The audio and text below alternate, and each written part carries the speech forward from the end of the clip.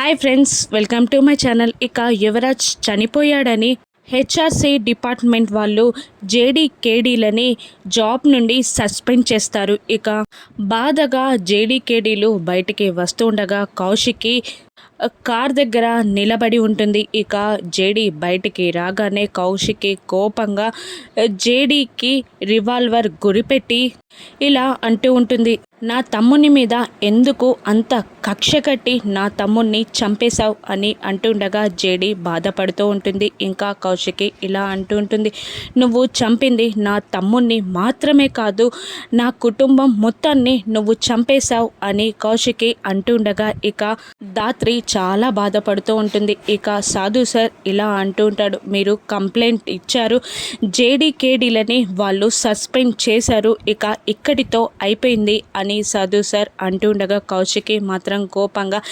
ఇక్కడితో ఏది అయిపోలేదు, ఇక మీరు చేసిన పనికి మిమ్మల్ని కోర్టుకు లాగుతాను, జీవితాంతం మీరు జైల్లో ఉండేలా మీకు శిక్ష పడేలా నేను చేస్తాను అని జేడీతో కౌశిక్కి ఛాలెంజ్ చేస్తూ ఉంటుంది. ఇక దాంతో దాత్రి కేదార్లు కౌశిక్కిని చూస్తూ చాలా బాధపడుతూ ఉంటారు. ఇక యువరాజ్ చనిపోలేడని, దుబాయ్కి పారిపోతున్నాడని, ఇక మీనన్ నాటకం ఆడానని, ఇక మీనన్ కుట్రని, యువరాజ్ డ్రామాని జేడీ బయట పెట్టగలదా? రాను ఎపిసోడ్స్లో చూద్దాం. Thank you for watching.